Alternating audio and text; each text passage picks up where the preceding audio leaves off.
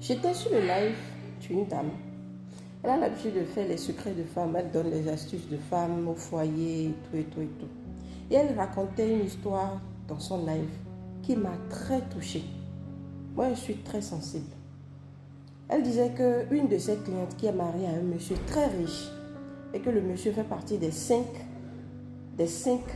familles les plus riches du Bénin. Ceux qui ont suivi le live là, je pense que vous allez peut-être vous retrouver, je ne sais pas. Donc la dame, elle disait que la dame en question, sa cliente en question là, a trouvé le mari de sa cliente là a trouvé une demoiselle avec qui, et que le mari de la dame en question a trouvé une jeune fille avec qui il a commencé par flirter et puis c'est devenu du sérieux d'un jour au lendemain. Juste comme ça n'a même pas fait un an. Alors que le monsieur était en construction afin que la femme puisse rejoindre la nouvelle maison avec ses enfants. Et donc, dans la construction, là où il y avait la parcelle où le monsieur construisait, la femme ne connaissait pas là. La femme a juste entendu que son mari est en train de lui faire construire une maison dans laquelle elle va rejoindre avec ses enfants. Même le chemin qui mène, elle ne connaît pas.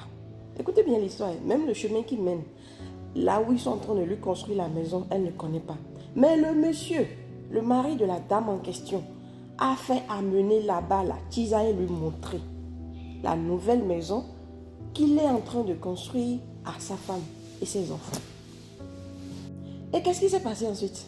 Après, quand le monsieur a fini de construire la maison, imaginez qui est-ce qui s'est installé en première position? La tisa. Le monsieur a fait installer la tisa en bas parce que c'était un R+1. Le monsieur a fait installer la tisa en bas et la titulaire avec des enfants est en haut. Le monsieur n'aimait plus du tout l'affaire de la dame. Le monsieur n'aimait plus l'affaire de sa propre femme, la titulaire en question. Le monsieur n'aimait plus du tout son affaire. Quand il va dans les cérémonies, c'est avec la tisa. Quand il part dans les familles, c'est avec la tisa. Quand il sort pour des restaurants, c'est avec la tisa. Du coup, la titulaire n'a plus du tout de valeur à ses yeux. Mais puisque la titulaire n'a pas les moyens pour se reconstruire, elle a supporté, elle est restée dans la famille comme ça. C'est pourquoi on vous dit, quand vous voulez vous marier, là, sachez faire quelque chose. Il faut savoir faire quelque chose de vos 10 doigts. C'est très important. Après la construction de cette maison où ils se sont installés avec ses enfants, le monsieur construisait aussi une autre maison pour ses parents, pour son papa et sa maman. On ne sait pas ce qui s'est passé, mais le monsieur a arrêté la construction de la maison. Pour rien du tout. Vous avez la magie dans les mains, quoi. Vous qui faites les secrets de femmes, là. Vous qui faites les secrets de femmes, là. Quand il y a une jeune fille, quand vous voyez une jeune fille debout, normalement, mais vous devez être visionnaire. Vous devez être même plus sorcière pour détecter si celle-ci elle est mariée ou pas. Ou si ce qu'elle veut faire là, c'est pas sur un homme marié ou si c'est vraiment sur son copain. Si c'est sur son copain, c'est bon. Mais si c'est sur un homme marié là, c'est très mauvais. Maintenant, ce que moi, j'aimerais vous demander, vous, qui avez l'habitude de faire ça sur les hommes mariés là.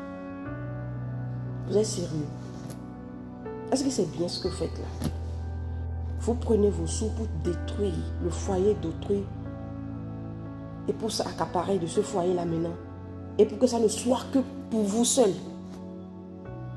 Il n'y a pas plus sorcière que vous. Si vous entrez dans un foyer où vous êtes accepté, le mieux pour vous à faire là, c'est de prier pour que votre mari là n'ait que vous deux dans la vie. Parce que les hommes sont des éternels insatisfaits. Toujours à la recherche d'une chatte fraîche. Éternel insatisfait.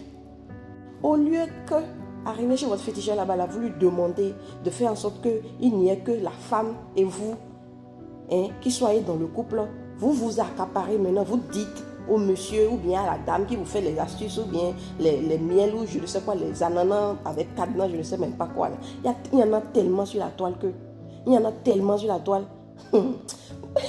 Vous lui dites maintenant de faire en sorte que ça ne soit que pour vous, que le monsieur vous aime, que s'il ne vous voit pas là, qu'il ne respire pas, que s'il vous voit là, que son que la face gnéné. Et pour l'autre que tu es en train de prendre là, c'est comment ça va devenir quoi? Aujourd'hui, toi, tu es la deuxième. Tu es contente. Ils ont négligé l'autre, non? Tu ne connais pas là où tu allais tomber. Et si le monsieur avait dans la tête de prendre 5 femmes, sur ta charge à toi là, maintenant tu auras 3. Quand c'est comme ça, la première, elle est déjà soudée. Émotionnellement là, c'est déjà bas. Elle s'en fout maintenant si le monsieur prend 5 ou 6. Mais toi qui es la deuxième, tu pensais que c'était ton terminus là. C'est toi qui souffres maintenant. Donc quand vous allez chez vos féticheurs là, dites-leur de faire en sorte que ça ne soit que vous deux. Sinon, une troisième va venir.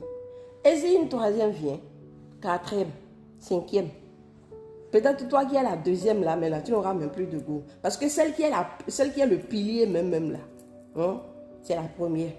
Ça a toujours été comme ça. La première accepte tout. Mais souvent, vous, qui êtes Tisa et qui devenez deuxième épouse là,